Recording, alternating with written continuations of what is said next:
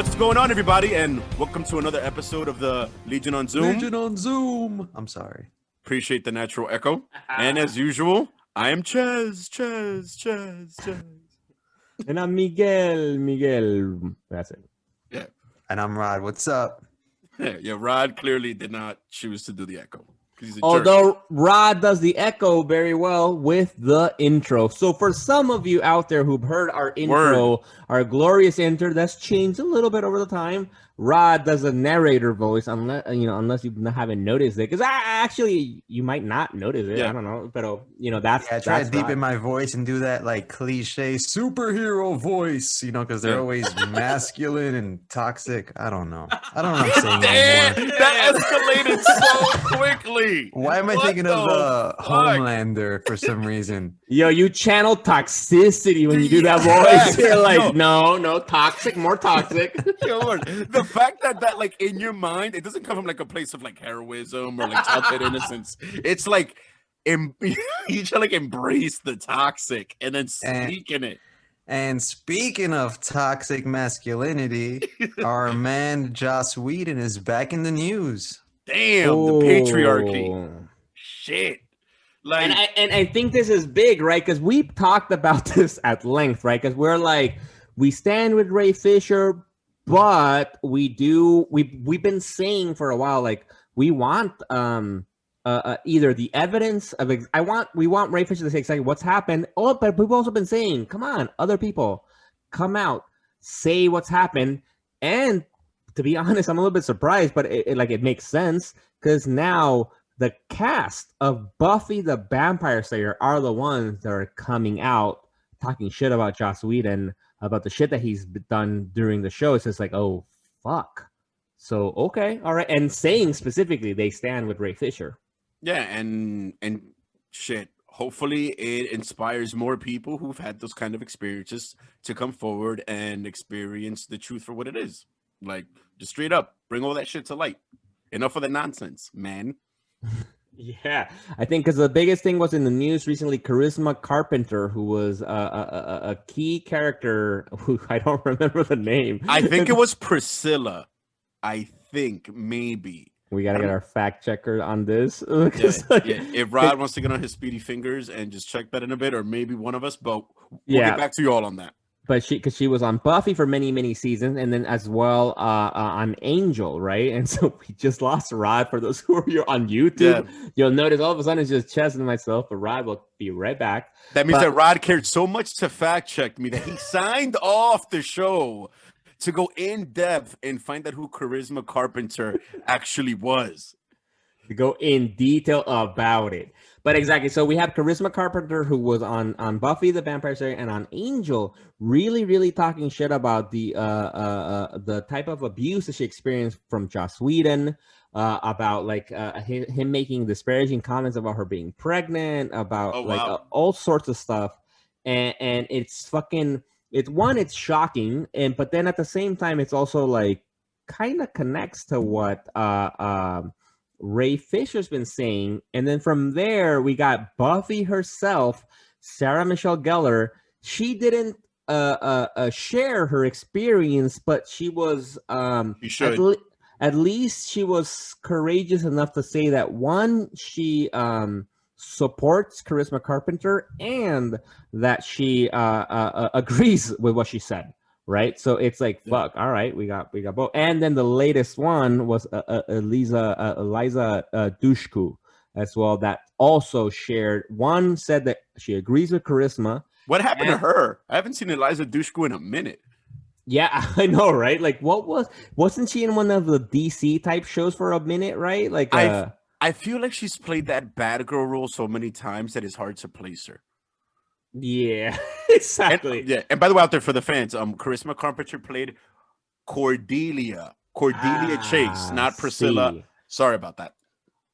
Yeah, so now we got more people coming out to talk about Joss Whedon's behavior. So which one? It's like, dude, this is fucking Buffy, man. Like, when did Buffy come out? Like, that was definitely, I would say, in the 90s, late 90s. Definitely. I would say in the mid to late 90s, because it definitely did not go that far out. Let me see. I'm got. I'm on. I'm on. And I'm 1997. Yeah, look at that. Yeah, yeah. Yo, so 1997, and then we had the Justice League, which was a few years ago. And we got his shit is the sounds like it's the same. I want honestly out there. You know, I know Chris Evans. You know, Scarlett Johansson. I know you're listening. You know, Robert Downey Jr. I know you listen to our podcast. Don't fucking front. Yeah, we're Like, come out, talk shit. Not talk shit. Speak your truth of the Joss Whedon fucking shenanigans, his fucking abuse and his fucking shit that he's done.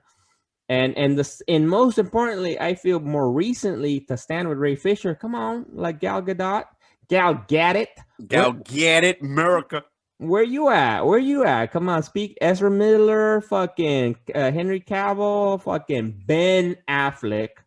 Well, I mean, Ezra Miller. I mean, considering that little drunken choking video he had, I'm pretty sure he's trying to stay underground just to get this Flash movie made. And through the miracle of science, we got Rod back. How are you? You good? You okay? Bro, those trips through the Zoom tube, I can't even control it anymore. I phase in and out of time and space. As you guys know out there, our technology is patented, but it's new. We're still working on it. Sometimes we lose a member, but no man left behind. Shit, that's actually some Adam Strange shit. I highly recommend everybody to read Some Strange Adventures right now, because that's what happens. Adam Strange just fucking randomly fucking boom tubes out, I guess, to a fucking Earth. Zeta beam. Zeta beam, yeah. Zeta beam, exactly. So we got Rod, our fucking resident Adam Strange, man. Shit. He just check out the DC showcase short with Adam Strange. It's pretty dope. Ah, yes. Rod just can't get his coordinates right, so get it together, buddy.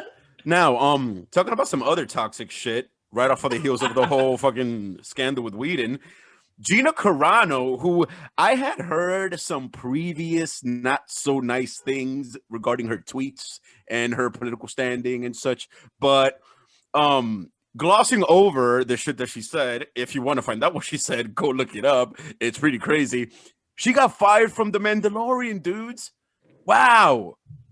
Yo, she got fired, and on the heels of them announcing all these, they're expanding the Star Wars universe in the shows crazily. And there's a show about about the Republic Squadron. I forgot the name. Rebel Squadron or some shit. Something like that. Something like that, yeah. That for me really, really indicated that it could have been her leading that show, especially how her role ended in Mandalorian season 2. With like them offering her a position as a Republic, a squadron leader and that kind of stuff. But now it ain't happening. She is out. And then, man, and here's the funny thing is, like, there was something interesting about her on that show. Her acting as Cara Dune sucked. It was trash. Her acting was that of a brick. But for some reason, her in that role, she grew on you. You know what I mean? 100%. Yes. It's like she sucked acting, but she was Cara Dune. Like that was who Cara Dune is, like as a person, like just like bland, I guess. You know what I mean? Like that's a wonderful description because it's like it's so weird. At some point, it stops. Like she's not acting. That is her, right? That's Cara Dune, and then you kind of are okay with it, and you kind of. You like it. It's charming to a certain point, and her relationship with Mando is cool, and like especially with fucking Grogu, right? Like with fucking Baby Yoda. It's like okay. I like it's fine. Like exactly like her acting wasn't great, but I liked her character. But so it's like I don't really care though. Like if she got fired, fine. Fuck it. Like I don't care. Right. I think DC just, pick her up, put her in an alternate universe Wonder Woman role. Just like with the James Gunn thing, just DC, just sweep up all the Marvel garbage and make it better. Yeah, I don't know. Not that you're garbage, Mr. Gunn. You're a prolific director.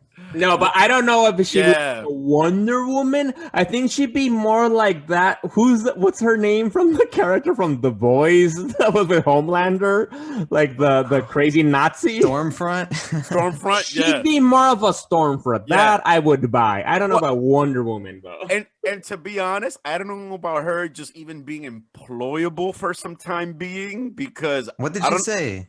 listen, man. Let's just say that she was comparing at some point wearing masks to the Holocaust, and it was like there's it was a next level bunch shit, of bro. she said a lot of things. Like the biggest things were like the pandemic stuff. She was really a big part in showing and repeating the information that the pandemic is fake and like Hashtag pandemic. there's no I real had to. there's but the biggest, I honestly think the biggest thing, which is one of, and then also on top of that, she also really talked shit about like, I'm not gonna get canceled, like whatever. Okay. But the biggest thing I think was that she compared Republicans and specifically MAGA supporters, Trump supporters, to Holocaust survivors. Yeah. And I think that's when Disney probably drew the line. They're like, no, they're not the same. Man. That's a stretch, yeah. Yeah, you see what I'm saying? Yeah. So it's like, as far as her being put somewhere by anybody, she's gonna be put in a mental institution, like by her relatives, when she figures out how broke she's gonna be, because she's not gonna get a paycheck for a while. Yeah, and I think it's funny. I do want to say, I want to take advantage to highlight. You guys have to follow us on @Legion on Zoom on Instagram and other social media, Facebook and Twitter too. But like, I had a lot of fun recently over the couple of days trolling people, because like we follow several other accounts. Specifically, there's this really great account called Den of Geeks. Great account. Word. They post great news and great memes as well. And they posted the Gina Carano news recently. And I had a lot of fun trolling people who were talking shit about it, who were thinking, it's crazy, like, and comparing it to Black Lives Matter, they're criminals, like I didn't understand it.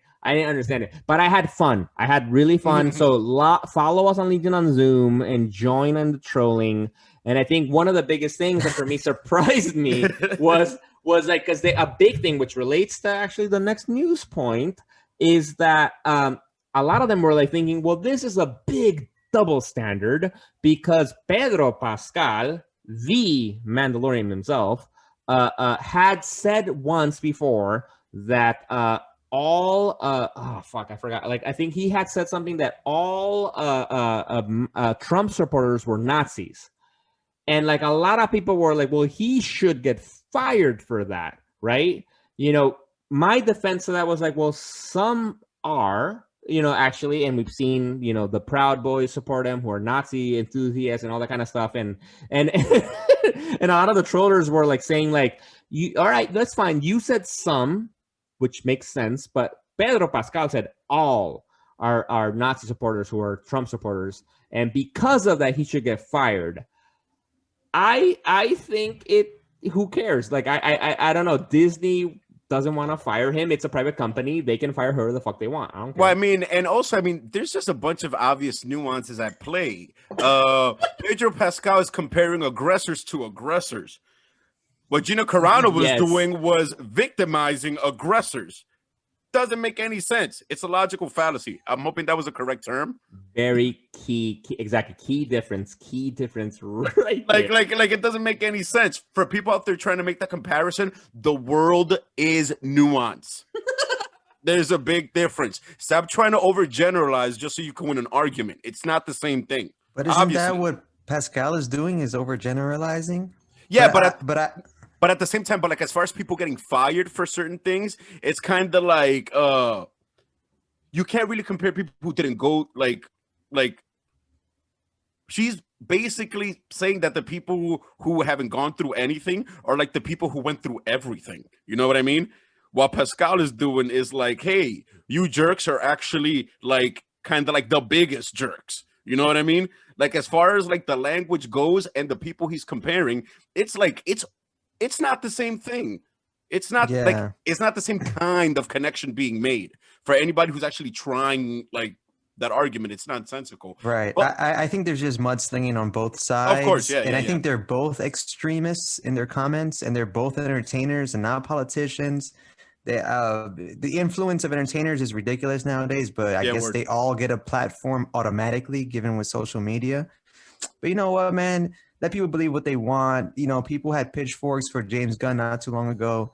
I'm sure this will pass when the social justice warriors, relax, and hopefully Gina will get, a Wonder Woman role in the future.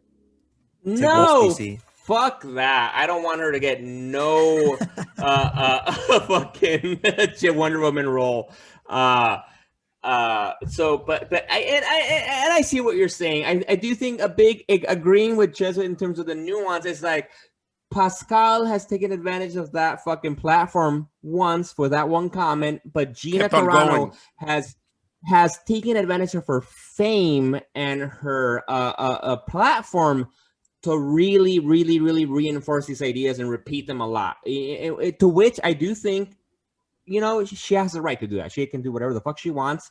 But at the same place, I agree that Disney can decide, I don't want to work with you. The same way, for example, myself, when I'm building my team of people to work with me, I don't want to work with people that I disagree with to that degree. And if I find you to be an asshole, I don't want to work with you. Like you can work with somebody else. That's all good, and I feel like the issue with people saying like comparing that they're both the same, Pedro and Gina, like I don't think they are. They both may have made generalizable comments, but they're different. Gina makes more, and I think it's fine. I don't care about doubles. I think Disney can choose. Disney could have chosen, I only want to work with people like Gina Carano, and then they would fire Pedro. Or they can say, I want to work with Pedro only and fuck Gina, which is what they did. And I think that's fine. They can do whatever they want, but then obviously for me, then I can choose what I want to watch or not, right? So that's why I think it's fine. Fuck it. I don't care. And Now I was gonna say like it's that basic. Like for the people that are arguing, oh, it's her right to say that. Yeah, it's also Disney right to choose if they employ her or not. Facts. Bottom line, like that's where that argument ends. Oh, it's her right to say that. Constitution, freedom, right? They're a private, they're not a private company. They're publicly traded, but I'm sure it's employment at will. So like we have the right to just not pay you. Like we don't want you as an employee. Bye. Like that's it. Word. But and speaking of employment, right? The other big crazy stuff was that within hours of this news that Gina Carano got fired, we got this big news that Pedro Pascal, her co-star, was hired to play the lead the co-lead in The Last of Us, the video game, the fucking world acclaimed video game for the HBO Max show. So Pedro Pascal is doing okay because the universe needs balance. While Gina Carano is losing millions, Pedro Pascal is making millions. Yeah, I want to take this brief moment while Miguel stepped away to note that we've been recently getting some teasers for the Zack Snyder's Justice League. So we're getting a trailer. By the time this episode drops, you would have seen the trailer, but it drops on the 14th, which is a Sunday, and I am stoked. Just had to throw that in there. Yes, definitely looking forward to that, and I'm sure you were going to mention that at some point. Yeah. Speaking of heroes and people that stand for the fucking righteousness, Mr. Zack Snyder. You'll never see this. I mean, I'm never going to say never, but he seems impervious to the social justice warriors. And you might have just jinxed them. And the funny part about Pascal getting cast for The Last of Us 2, for The Last of Us, the show, think of The Last of Us 2, the show, as Joel, is the fact that I'm surprised they're making a zombie show after the zombie craze has died out. But then again, it's on the heels of part 2, which is a great game. So it's kind of like it's being released in a gray area. And since like the zombie craze is over, it's a standout concept. You know what I mean? Excuse me? Over?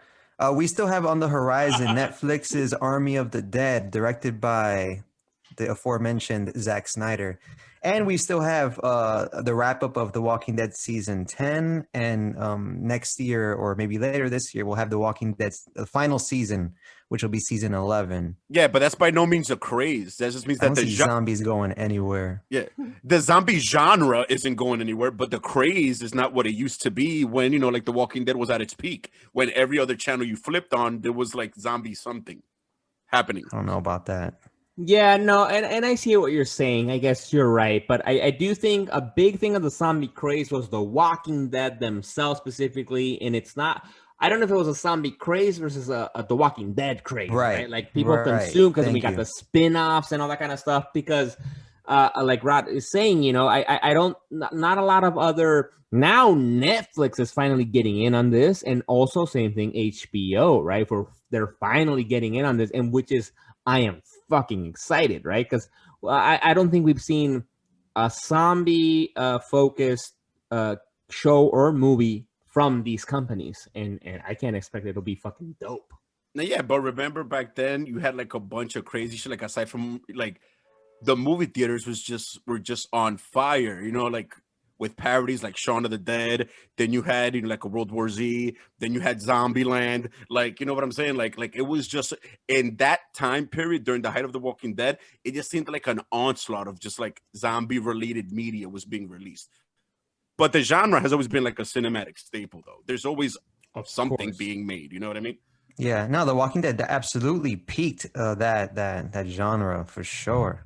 And also, technically, some of the things you mentioned were before The Walking Dead, because Zombieland, the first movie, came out in 2009. Really? I thought it was during. No, and The Walking Dead started in 2010. Oh, yeah. So no, like zombies are cool as fuck. I'm not saying they suck. I Am Legend. I Am Legend was sick. Will Smith. Wait. Does that count as a zombie movie? Yeah, that one is a little weird. No, it is. It would count, right? Because I do think aren't there the humans that are out? I gotta rewatch it. Yeah, but they're like transformed because of a vaccine. Oh shit.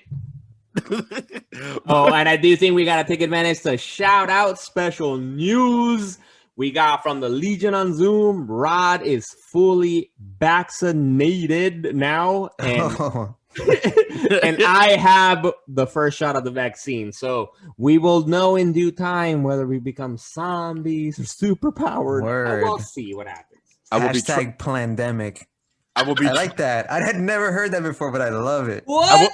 I will be tracking the both of you very carefully. And hashtag pandemic is not to be confused with the other one. Hashtag scamdemic, which has also been a pretty popular one that I've heard. Oh, I've never heard of that one. Shit. And also, not to get at Ches too much, but come on, look at Resident Evil. Look at the games and the 10 movies. At least 10 movies. And it's getting a reboot, if I'm not mistaken. They're making that shit again.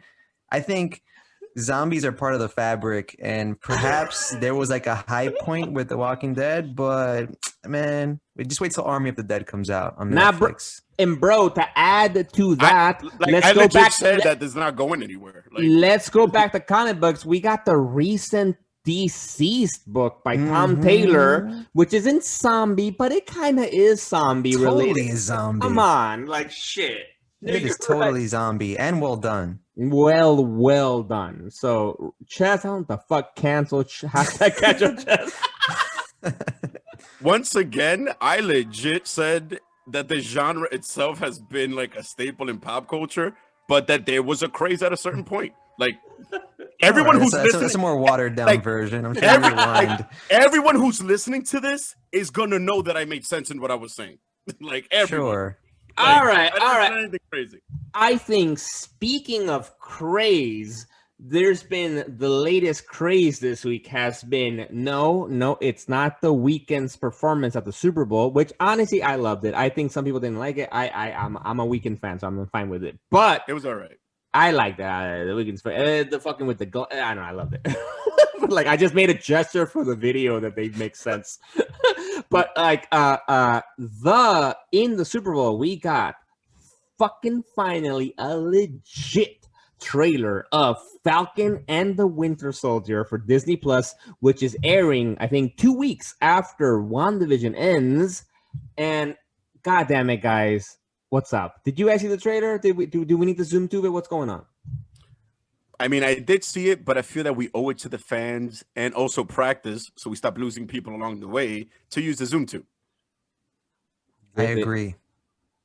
All right, fans, and as usual, hopefully we'll all be back. We'll be right back. I click resume recording now. All right.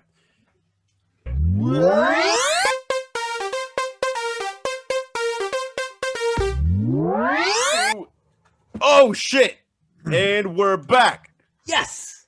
We got Rod with us this time. Everything is okay. I made it to the Zoom tube. Everyone has all their limbs. I'm assuming I'll count all my toes and fingers later.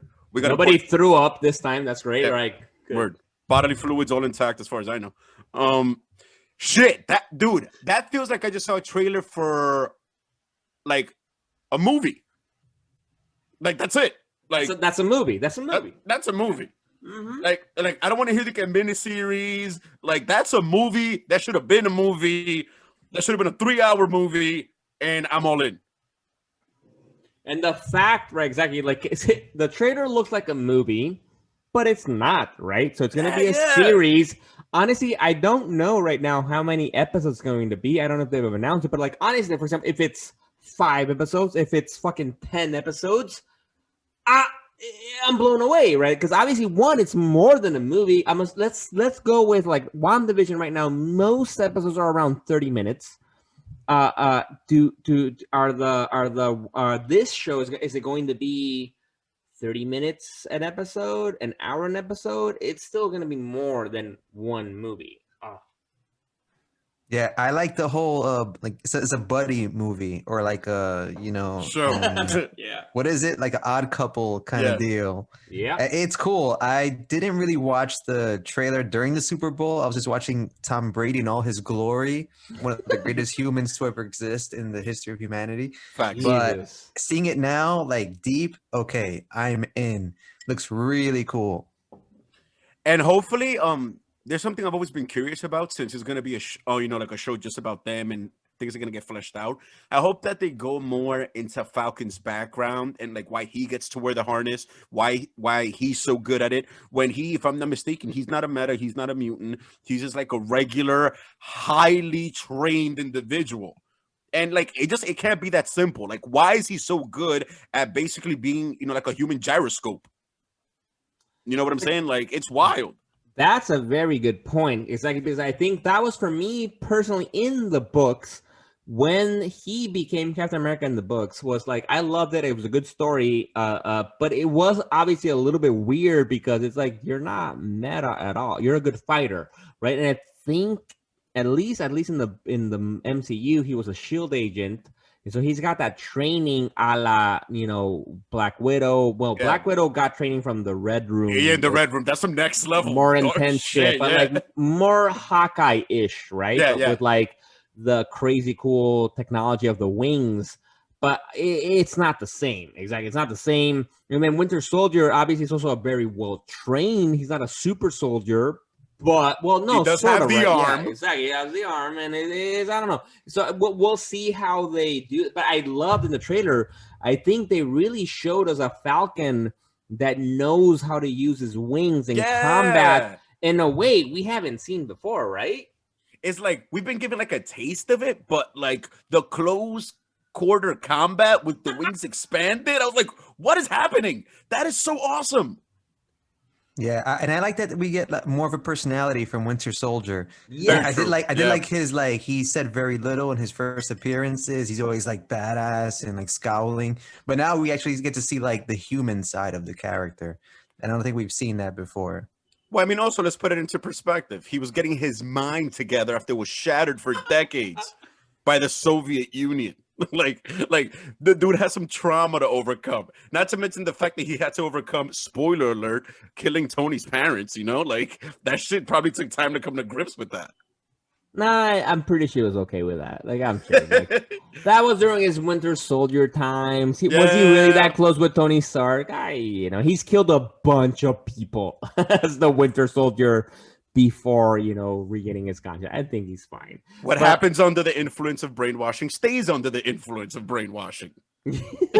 No, and I love the whole exactly what you were saying, like the buddy cop thing, the buddy thing, odd couple stuff, and I love that it's not completely new, right? Because we've gotten hints of it in the other movies between the tension between Falcon and Winter Soldier, but like it's a playful tension, right? And the other thing I love about this show that it seems that it'll be doing, I really, really love how they're expanding the Marvel universe to areas that I think people who are casual Marvel fans won't know about. Like, I love that they're really, really showing us a Baron Zemo that's classic to the comic books, right? Because that's the one thing I liked Baron Zemo in the Civil War movie. I just didn't like that his look, right? I'm like, come on, you gotta wear the purple mask. He was the character by name. He was the character on paper. Exactly.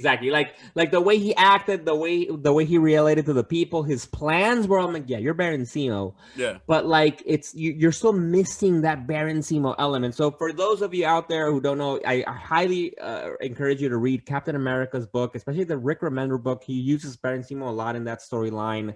It's fantastic, and he's a classic Captain America villain. Word. And something that I wanted to get your guys' thoughts on, I don't know if you've noticed or seen in social media, is that apparently, right? Because now he's wearing the iconic purple mask, right? Mm-hmm. And we see that in the trailer. Some people are saying that it's inspired for the MCU by Thanos. That he's choosing to wear a purple mask as a way to say, fuck you to the heroes. What do you guys think of that? That's interesting. I mean, because to be honest, in the comics, did they ever really explain why his gear was purple? So this would be like a nice justification for such an odd costume choice. You know what I mean? Word. And the fact that the mask has like some ridges in it is like, is he trying to personify like his chin? Like Thanos' chin with the ridges. So like that's actually, I like that a lot. That's actually very interesting. I'm a fan. Yeah, we get a comeback of Sharon Carter, right? Agent 13. Am I saying her? That's it. Yeah, that's her. I've been out of the Cap lore for a while, but yeah, that's a cool character to bring into the mix. Another MCU alum.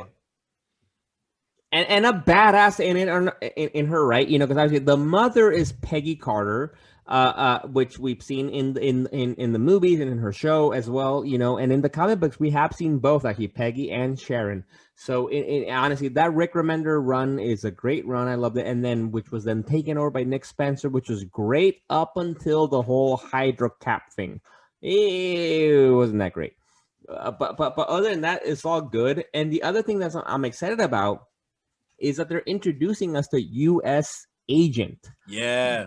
That he's going to be, and we were speaking about the Super Bowl, and they have that scene, a very Super Bowl-ish, or not Super Bowl, but more, maybe more like a school, like college championship game, that they have him walking on the field.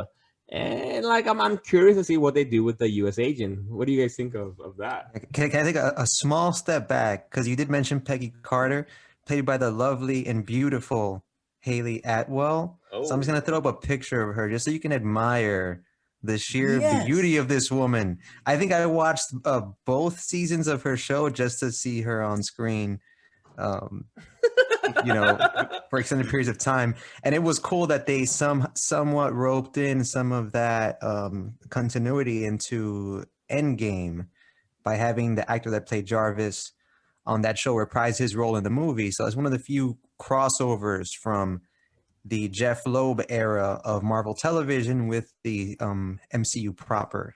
So it's a little geek fact there.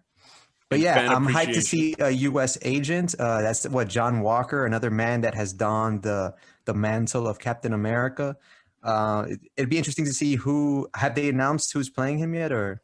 Yeah, they have. I don't remember off the top of my head. I'll look into that. But yeah, it's cool. Exactly, that they're introducing this character. I don't remember his story. I think in the Marvel Comics proper has been a little convoluted because he was first. I think fans, correct me if I'm wrong, he came into the lore when Captain America chose to become Nomad, and which is a really random little character he chose to be for a while, and then U.S. Agent took on the mantle of Captain America in a way by being U.S. Agent, and then Captain America came back, he got the shield back. Later on in the story, Cap gave it back to Bucky, to Winter Soldier when he quote unquote died, and then when Cap came back, he was Cap again for a while, and then at that point, Sam Wilson, Falcon, became Captain America for a minute when Cap was de-aged. He was removed of the superhero serum. So I don't remember exactly where the U.S. agent falls and all that, but I'm like, I am excited to see him on screen. Yeah, I just remember this one iconic cover growing up with Captain America versus U.S. Agent, and I'll just throw that up right now. Yes. And as part of the show, I'm also looking forward to some more fleshing out of the government's various attempts to create super soldiers, because you had the super soldier serum with Captain America. For the fans out there who also don't know, the man himself, Nick Fury, is technically a super soldier of a sort because he has the Infinity Formula. So hopefully, maybe they'll do some digging into that, because I'm not sure if the Samuel L. Jackson Ultimates version of Nick Fury has the Infinity Formula also. But I'm definitely interested in seeing some depth into that part of like the US government, as far as like them trying to make a bunch of super soldiers in different ways. I've always wondered about that. It's kind of like the American version of the Weapon X program, which is Canadian. Yes, exactly. So fuck. I'm down to see whatever fucking the MCU does with all this, man. Right, and they're going toe to toe March 18th with the aforementioned Zack Snyder's Justice League. This is going to be a great weekend for comic book fans. And of course, for you fans out there, we will be asking Rod which is better. I mean, it'd be hard to compare, right? One is a 4-hour epic, and one is a episodic every week, something or other. Ooh. Yeah, word, man, word. And of course, we're gonna compare which we prefer, WandaVision or the Winter Soldier as well. That's gonna happen. So be on the lookout for that. And now, fans, we actually have a very special surprise for you guys. This is something that we're extremely excited about, and hold on to your seats because this one is a doozy. All right, everybody, and today we have an extremely special guest for you, coming out of DC Comics currently and joining us all the way from Costa Rica. It is my pleasure and my honor to introduce Mr. Dan Mora Chavez, who is currently on such projects as the Dark Detective Future State, has worked on such projects as Batgirl, has worked on such amazing projects as Klaus and Once in Future for Boom Studios, and all amazing work from what I've seen, and I'm honestly shocked. Señor, ¿cómo está hoy? Hi, everybody. Thank you for inviting me. I am fine. No, yes. We're very happy to be with you. Yeah, no, thank you very much for joining us. Like, it is a big treat for us. Where we love your work, and we're very excited for obviously, like with recently in the news, right, that you got you're going to be the main artist for the Detective Comics book, right? But like as Chess was mentioning, we've been loving your work, from Klaus, which is actually we had posted on our social media account, for as a Christmas read during the holidays recently to people to dive into Klaus. And recently, I'm personally hooked with the Once in Future book that you have with Kieran Gillen. Just wonderful work, and so we're excited to talk with you. Get to know you and then know about your work. Okay, cool. Yes, I'm happy to share. and answer any questions you have or whatever thing you want to know. Oh, thank you very much. I mean, and one of the most important things, you being such an amazing talent, is, and I'm pretty sure the one thing that's on everybody's mind is, where did it all begin? ¿Cómo entró like into comic books? How did you get into the life? I used to work in a newspaper in Costa Rica. I was a designer. Um, I was a reporter, something like that. I used to work doing infografías, no Yeah. sé.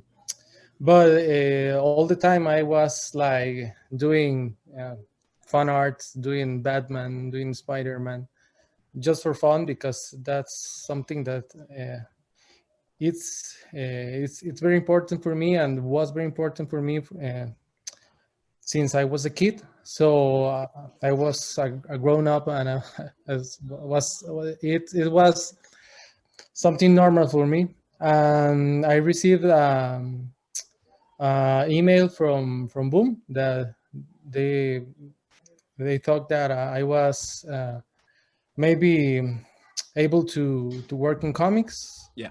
So I was happy to do a test, and they gave me my first comic. It was Hexed.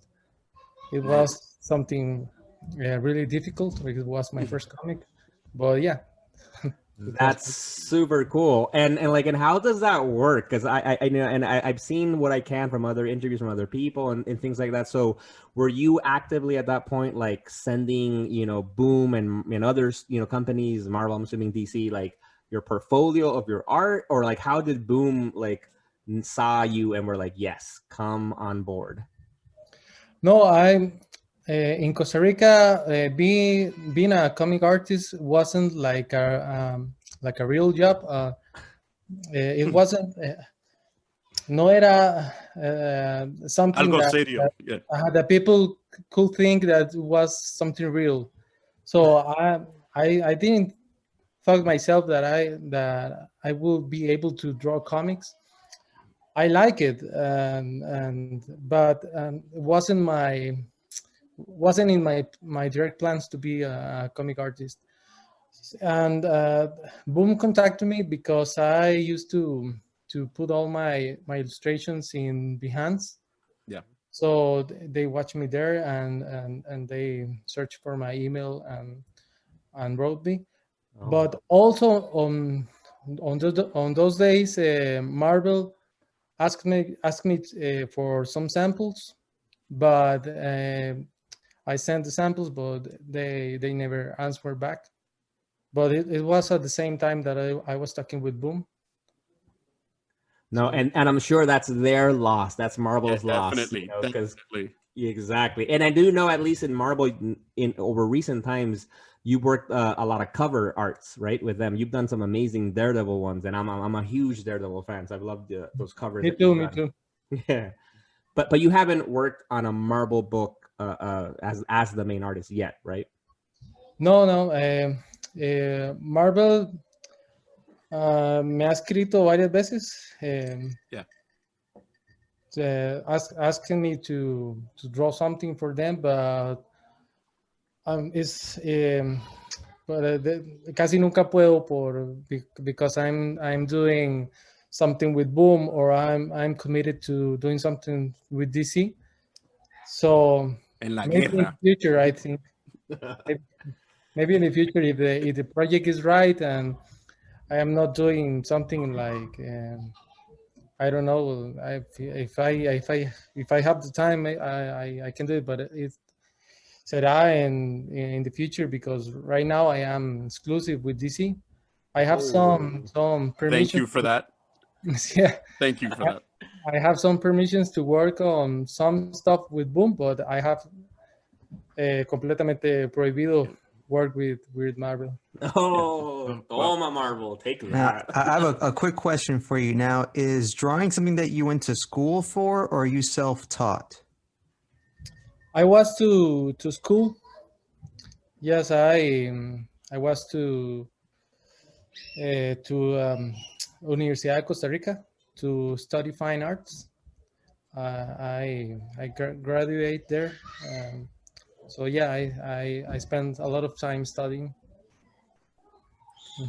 Wow. So, and when you were in school, cuando estabas estudiando arte, bellas artes, were you thinking then, like, that your goal was to become a comic book artist, or was it like kind of, you said like you kind of wanted to, but didn't think it could be something serious, or cómo fue ese proceso?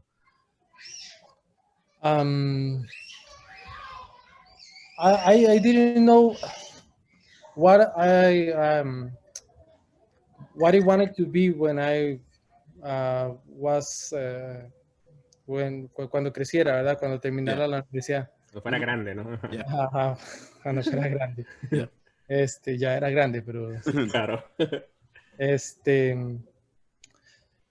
So it was a time that I spent like thinking and trying different things.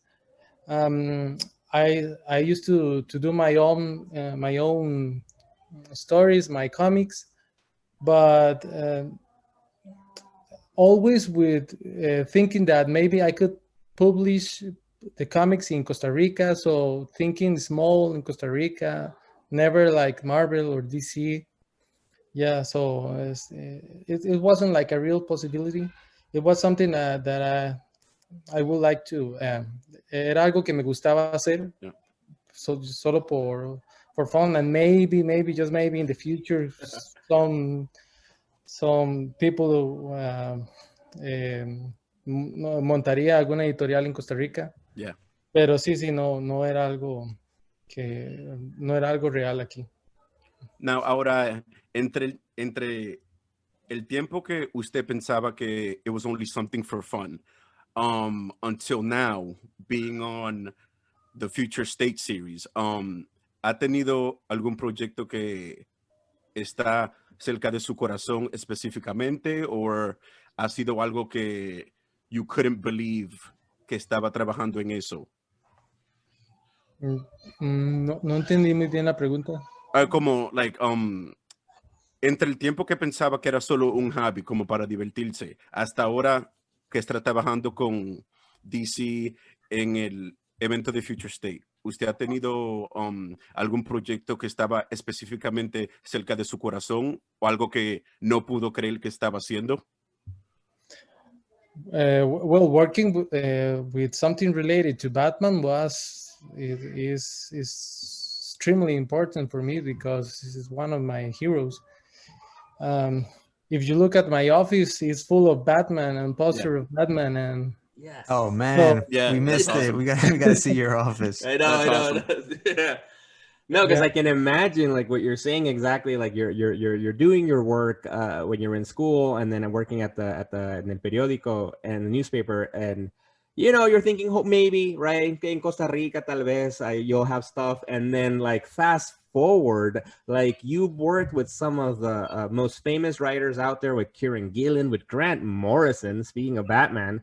And work with some amazing books, amazing art, and exactly now, like you're gonna be one of the Batman fucking artists, like with leading Detective Comics. That's incredible. That's awesome. Yeah, that's crazy. That's I don't believe it sometimes. I think it's wrong. Maybe it's some other Dan.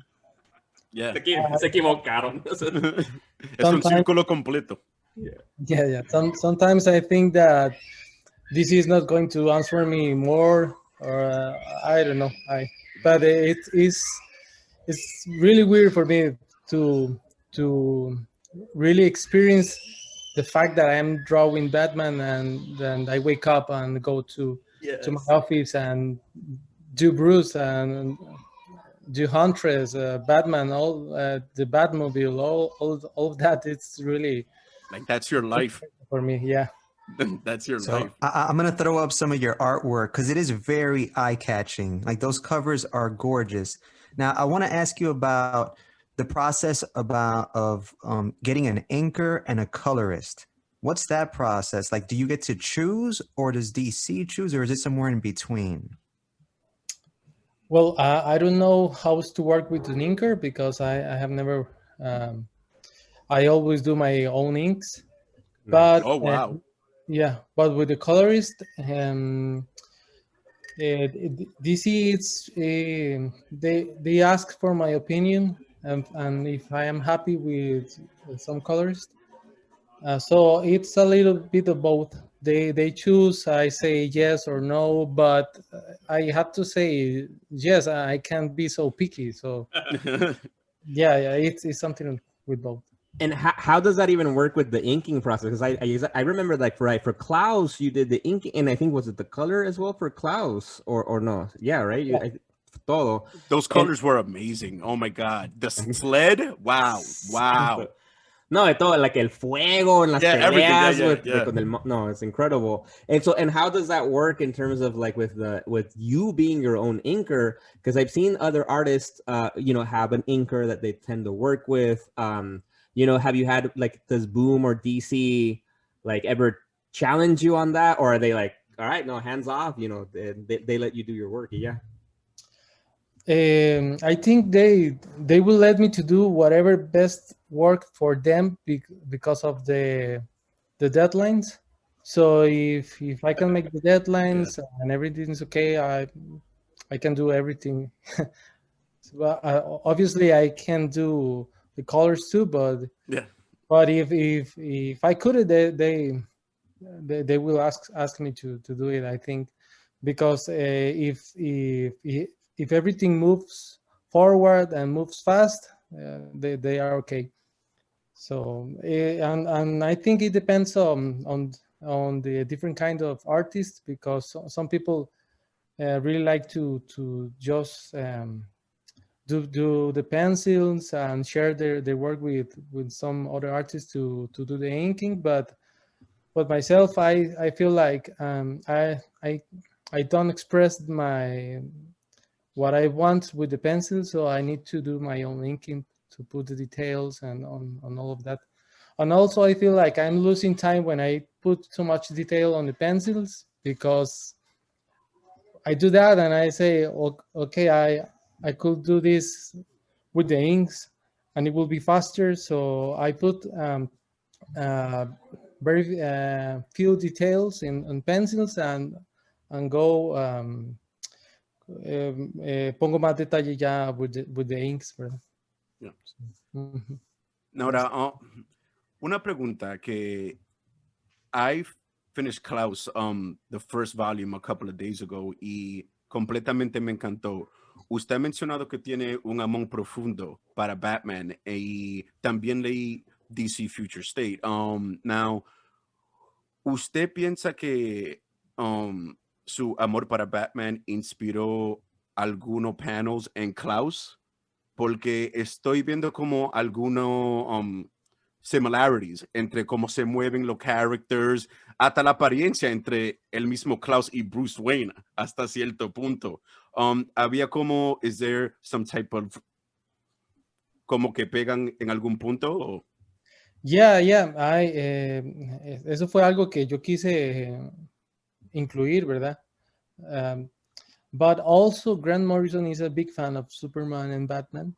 Yeah. So he always, when I was reading the script, he always said, okay, this is like a Batman pose for Klaus. So this is like a Superman feeling for Klaus. So it was, I wanted to do it, but Grant Morrison also wanted me to do it. So it was something that Grant and I was at the same page working on the character. You could feel that. Like, yeah. I saw it as I was reading. I was like, this is my Santa Claus going forward. Yeah, that's so cool because Ches pointed it out the other day, and exactly we were noticing exactly because some of the action scenes, like obviously it's not a Gotham, right? But there's some beautiful renderings of their town, and it's got that Batman vibe of like jumping from the ceilings, no, and then obviously then the bigger in the sled in the air, that's more Superman-ish, more epic kind of like big battles, and like okay, cool. We can see the influence, and that's cool that Grant Morrison encouraged that too. That's very cool. Yeah, he's a big fan. He's and he's a really nice guy. Oh, qué bien. Yeah. Oh, that's awesome. Oye, y hablando de Batman y eso, quiero que nos cuentes cómo fue eso, el momento que te dijeron, ¿sabes qué? I want you to do Detective Comics. Like, ¿cómo fue? ¿Cómo te sentiste? Yeah. How did that happen? Uh, it was awesome. I was working as usual. It was a regular day, and I el año pasado y el antepasado I've been working with Paul. He's my editor, and I did some stuff for him with the what was the name? No, not Incredible. What was the name? It was like the The Fantastic Terrifics. Four for the Terrifics. Yeah, The Terrifics. sorry. Yeah. I did stuff with Terrifics, so Paul was very happy with me, and he always was like asking me if I wanted to do something. I was like, okay, I can do this short story, but I can't do this other because I can't manage to do both. And also, I was in an exclusive contract with Boom, so it was very difficult to do both. And I asked Boom if I was allowed, and sometimes they say yes, and sometimes they say no. So, but uh, I was estaba en buenos términos con Paul, ¿verdad? Nos llevamos bien. Entonces, he knew that my contract with Boom terminaba en el 2020. So he told me, "Oh, hey Dan, maybe you are interested in this. Would you like to draw detective comics?"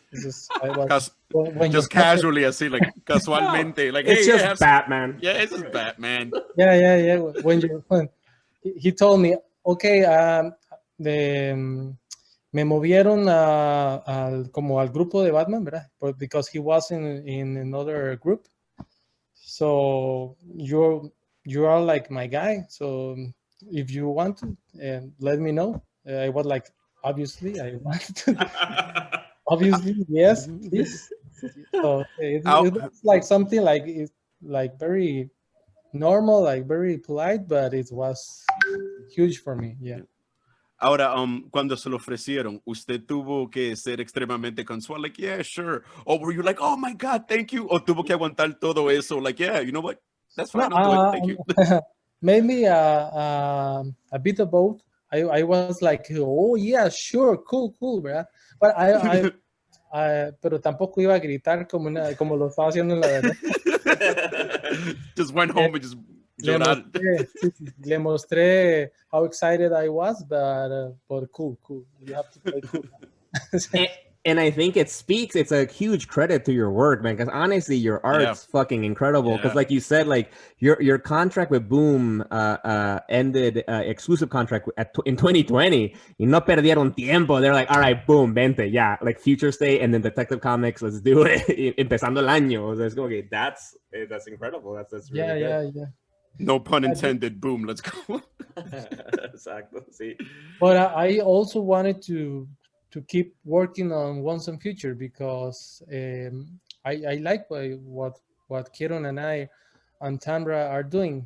So when DC asked me for the exclusivity, I told them that I wanted to keep drawing Once and Future, maybe with less pages per month, and they told me that that's okay. Okay, you can do like 10, 12 pages per month, but sign with us. So and don't do anything for Marvel.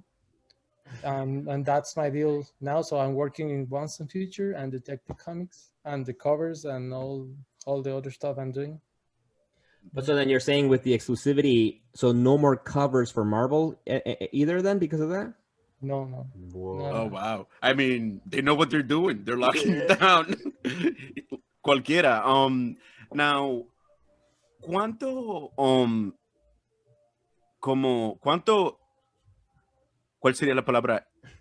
Input usted tuvo en el nuevo traje nuevo de Batman en DC Future State? Because honestamente es una de las mejores versiones que yo he visto. Well, I'm happy that you like it because not everyone like it. What? Los fans son los fans, pero el que no le gusta este traje nuevo, like, it's amazing. It's tactical, it's practical, like. I did a lot of sketches. I did like 10 options. One of the options was like very futuristic and with a lot of tech.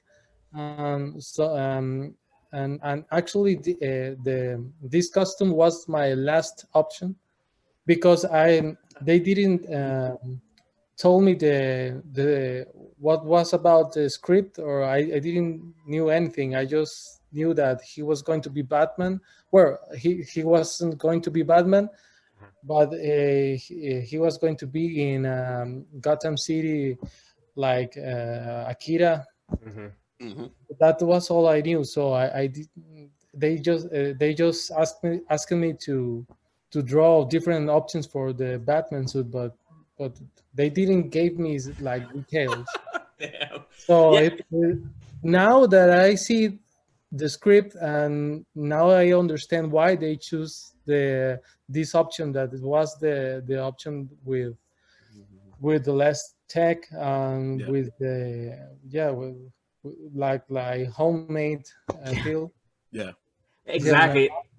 Yeah, exactly. That's how you can tell that that's why it works with the story. Exactly, with him like not having any of his tech, and with the issue that just came out, I believe it was this week.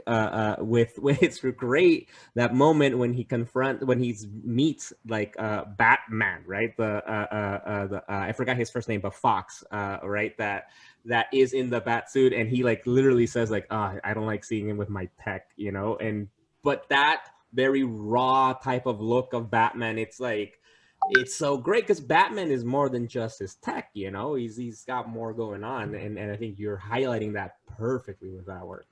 Issue 3 already came out. Yes, on Wednesday. Yeah. La voy a comprar desde que acabemos aquí. Solo para que sepa. I am so into that. That is awesome. Yep. Aparte de mí, yo sé que le molesta solo que viendo este estilo nuevo de Gotham, ellos van a ver muchísima gente que van a pensar que fue inspirado por Cyberpunk 2077 y no Akira, like originalmente. Mm-hmm. Yeah. It's some people is going to think that, but yeah, my main mi inspiración principal was Akira. I actually did some panels that que eran en homenaje a Akira. No, Sí, tengo los libros, I have the books, so it was Akira. The city in the manga is not that tech, but I was inspired more por la película, por el anime, sí, exacto. Mm-hmm. No, exactly. De hecho, Chaz recently he pointed that out. He's like he shared we have our group text go, and he's like, oh, mira, like como Akira. Y le digo, de hecho, like because you posted on your Instagram a few weeks ago or something, exactly that you're like the panels and seeing like that was deliberate, and I think it's a great rendition to Akira, and like con la motocicleta and like the city, exactly, but more technologically advanced. Pero you get it. No, it's perfect. I'm glad you liked it. It was drawing this Gotham City. It was one of my toughest experiences. It was really difficult because all the lights, all the I didn't knew how. Sometimes when you don't know how to draw some parts of a city, you look for pictures. So, but this was like completely new. Obviously, you can find some cyberpunk cities, but the fact to draw the city in different angles and different parts, it was very challenging. También me recordaba, yo no sé si la viste, esa película vieja con Keanu Reeves, Johnny Mnemonic. I think so, that he I think that que está en el futuro with computers and stuff. Yeah. I had thought about that too. Bueno, as far Blade Runner was Blade Runner también, claro. Which is empezó ese estilo completo, como quien dice, like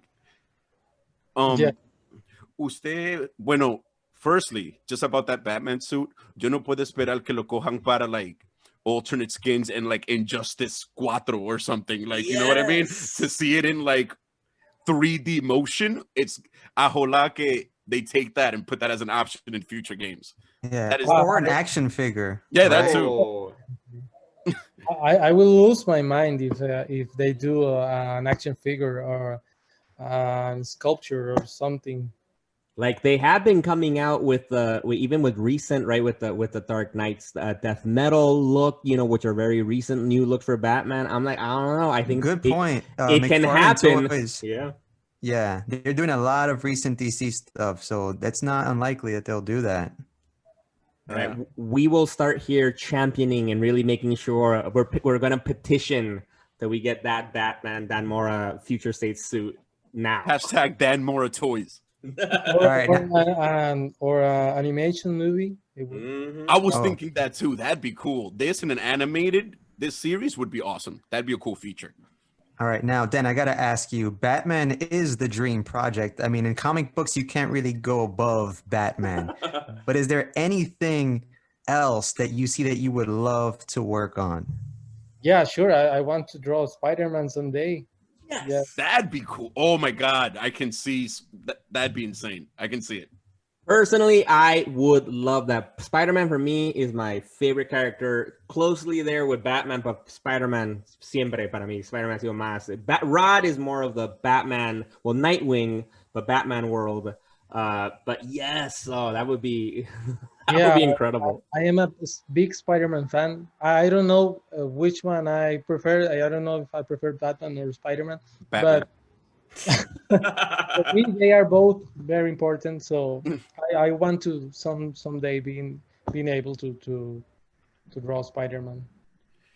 And since Mr. Moore is so torn, I just want to bring up a quick deep cut for the fans. I think I've mentioned it before. The Batman and Spider-Man crossover where they fight the Joker and Carnage. Just bringing that to everybody's attention again. Go out there and get that. It should be somewhere for you to buy. I don't know. Bueno, señor Mora, una pregunta que... Go, no, go. No, I was actually wondering now because you were mentioning, right? So back to the Dark Detective, that the Gotham City, right? It's crazy detailed and super advanced. And one, I want to say like awesome. I really, really want people listening out there to acknowledge that because, you know, I feel every artist is different and some artists are really good at drawing the characters and so the backgrounds, ¿no? Le ponen más atención al personaje que al fondo.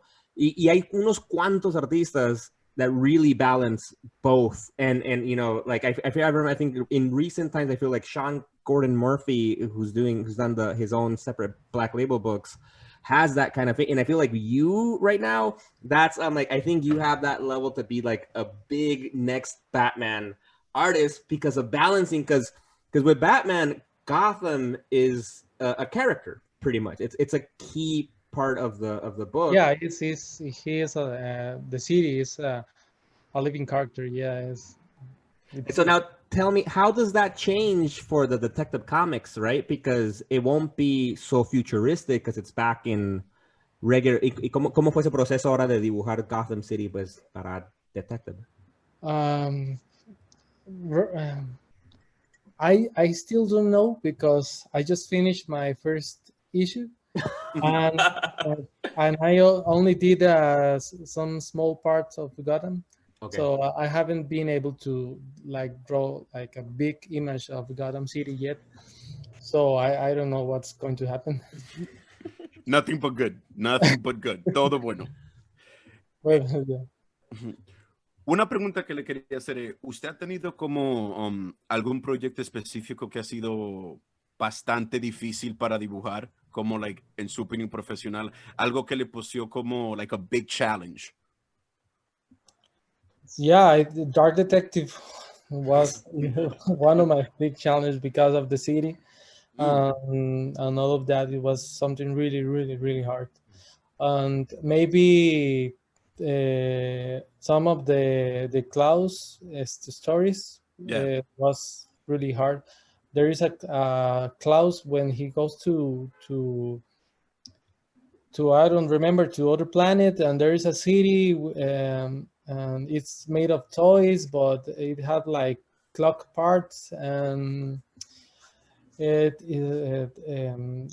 was something really difficult to do, and to understand what Grant Morrison wanted me to draw at that moment was something really difficult.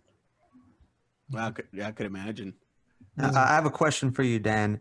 So issue number 3 just came out. How far along are you in the artwork? Like, how much of a head start do you need to get this monthly book out? Well, right now I'm just starting on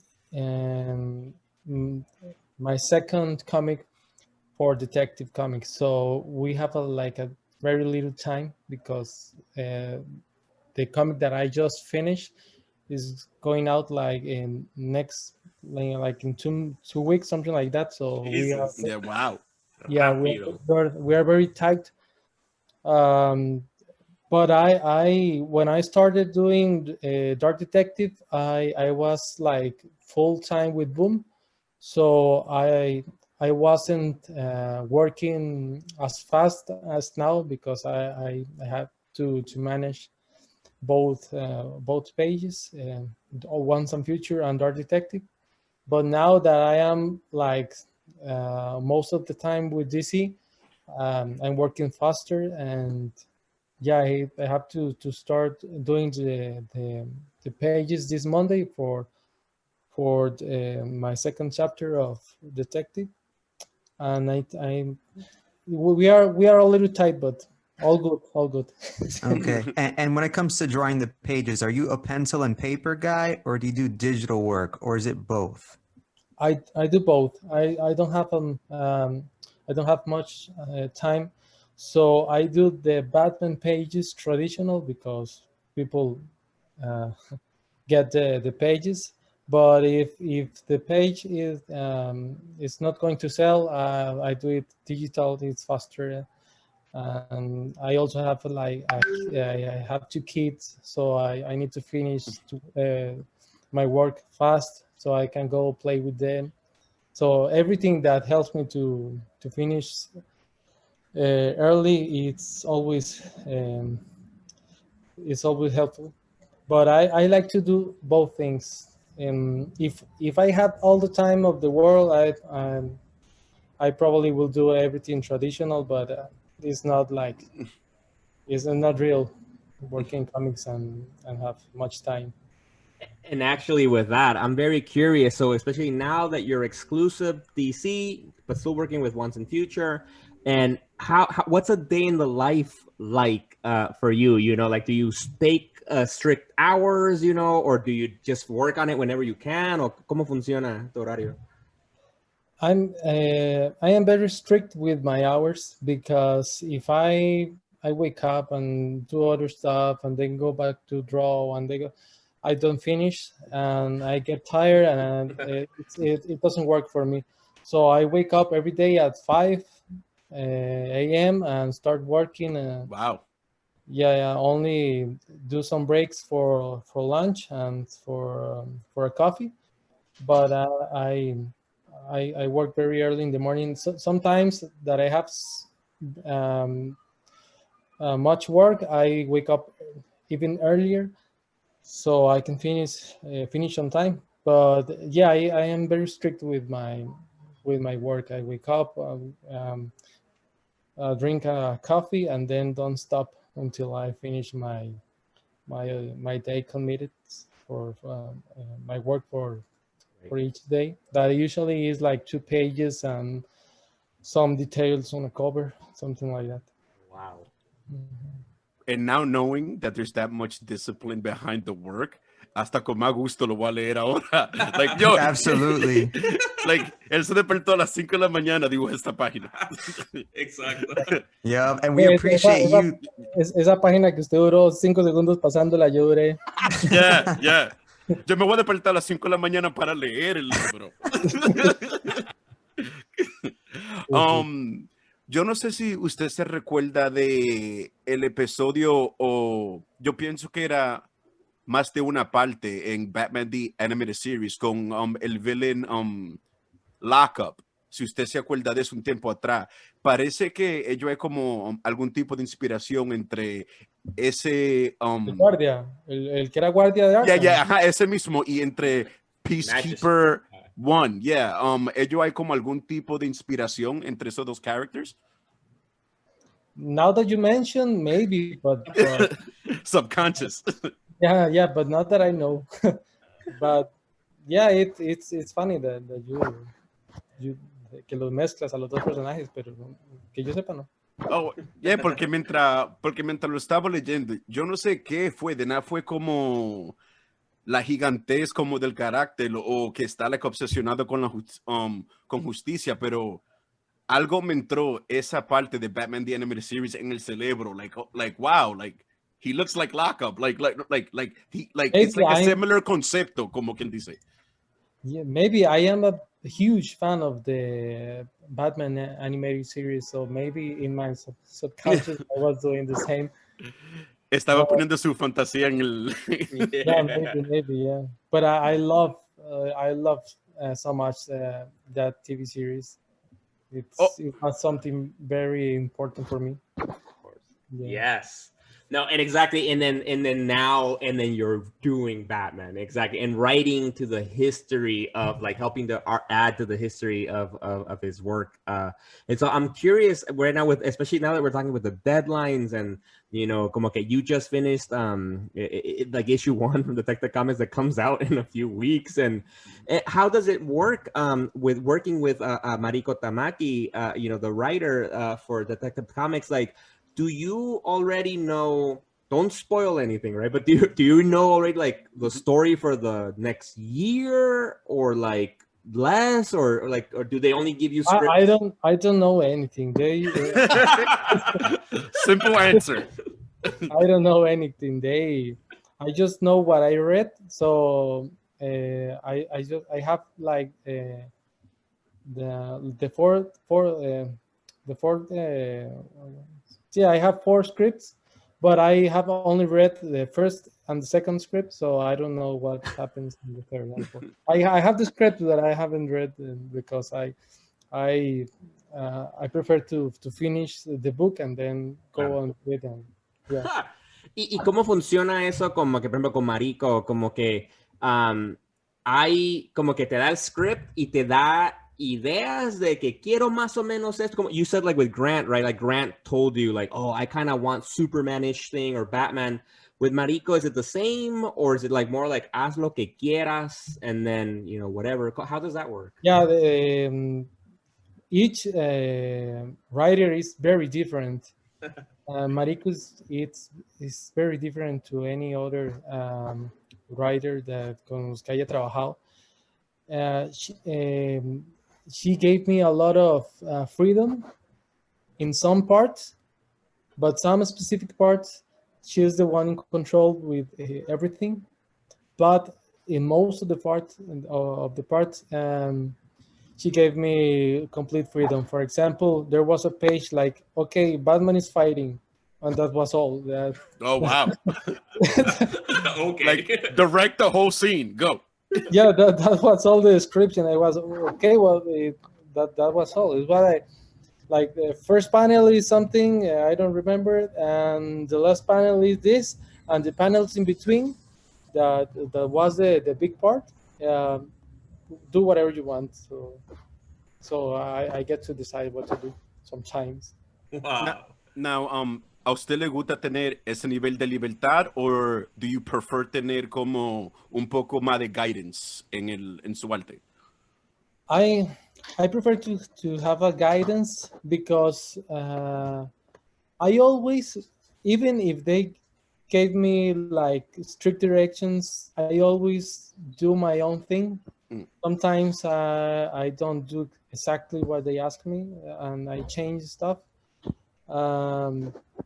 So, but I prefer to have like directions, so I know that I'm doing something that it's going to be okay with the writer. But it's cool to not know to have complete freedom, but it's like tricky because if you can end doing thing twice because it's not what the writer wants or the editor. So I prefer the if I have guidance. Mm.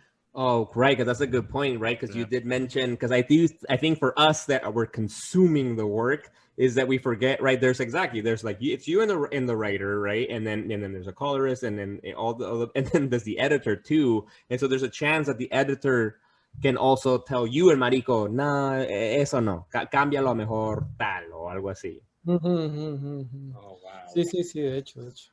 Sí, eso no es solo, it's not just the writer, it's the editor. Yeah, so yeah, so tener completamente libertad puede ser engañoso, pero me imagino que cuando ya si uno tiene, if you have more experience, maybe you can nail it. Yeah. But hasta el momento no he tenido ninguna mala experiencia, but that's my fear to not doing it right. Especially with Batman, like, oof. Yeah.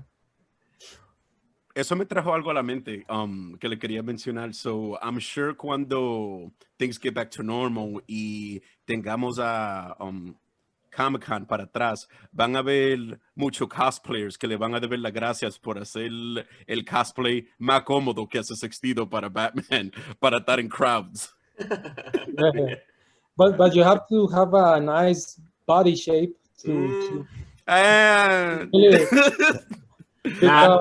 because that Batman suit is like Pegado. 90% son los brazos, the arms are exposed, so you have to have a big arms. So if not, you're going to look weird, I think. Dan, have you been able to do any Comic Cons here in the States, or is that something that you plan on doing? Yeah, I was in San Diego three times, I think. Oh wow! And I think to make obviously a shout out because he was the awarded a Russ Manning Promising Newcomer Award in the San Diego Comic Con in 2016. So very well earned. My first year. Super bien. Yeah, it was something really weird and funny. Yeah. Es muy aparente que la estrella suya está subiendo y está subiendo rápido. Bueno. Oye, y de hecho, una pregunta con lo de como trabajando en equipo, con la gente. You mentioned earlier, right, that when you were starting off en Costa Rica, nada más ahí para ti mismo, de que you would draw, like create your own comic books. Is that correct? Mm-hmm. Right? So now I'm wondering, is there any freedom sometimes, like either, I don't know, in Once and Future or with Detective Comics that you're like, I created a villain or something, or I don't know, or like, do you have any input in the story elements that, they could, that you'd like to, or como? Sometimes with Once and Future, I am creating like monsters. Yes. That, for example, I can't tell. Spoiler alert. Dinos. No, nobody listens. No importa. Solo somos nosotros cuatro ya. Once and Future gets very interesting, and the world it gets bigger. So we're going to see a lot of creatures and a lot of monsters from another cultures. Oh. So I did like some monsters from my own culture there. Oh wow, that's awesome. Yeah, it was something that I had the chance, and it was funny. That's so cool. Yeah, because like with Once in the Future, like I recently finished volume 2. I've been getting them the trade paperbacks, and like your Beowulf and your Grendel, the Grendel in that, I was like, that's so fucking cool. Like just the it's scary. Like it is an actually scary monster, and I can imagine like getting the liberty to do your own input into these is fucking cool. Yeah, and I always want them to be different, but well, not super different, but I always want to do each monster like very different. So Lancelot is very different. I don't know if you seen Lancelot, and these other monsters like they are each very different. So it's funny to work on that with the different shapes and different kind of how many teeth they have. Yeah. Yeah, I definitely have to start reading Once in Future. Because Miguel, he showed me some images from it, and I was like, that looks amazing. I think you showed me the one where it was King Arthur, right? Where he was the skeleton. Yeah, it's one of the first issues is Yeah. like the reveal of King Arthur was like, boom, Yeah, another wave. yeah, I definitely have to start checking that out. Le quería preguntar, señor Mora, now, entre el mundo de Batman, ello hay como de otro miembro de la familia que you can't wait to draw aside from el mismo Batman, or Yeah, I want to draw Nightwing oh Shout out. Yeah. or Robin. I really like Robin and Tim or Damian or Dick. So any Robin will or Batgirl. Well, but most Nightwing and Robin. But yeah, I like all the Bat family. Oh, will we be seeing a future state Nightwing? I mean, we already have a design for that character, so that's pretty Yeah. cool. I actually I have one more question for you personally. So you mentioned that the animated series has inspired you and your take on Batman. What comic book runs of Batman have been most inspirational to you? Mm, let me see. Well, I think year one it's is like one of the my most beloved stories of Batman stories. Year one, year what was the name? Um, well, what's 100 was the name or Oh, yeah, right. It's like Yeah. a thousand or algo así, ¿no? I'll throw that up. I'll throw the image up Año right 100, now. Año 100 es que se llama with Sí. that comic it's cool too. I remember a comic that is there are a lot of, of Batman comics at the moment. I don't know the Capullo work and the Court of Owls, all of Yes. that. Yeah, the Killing Joke.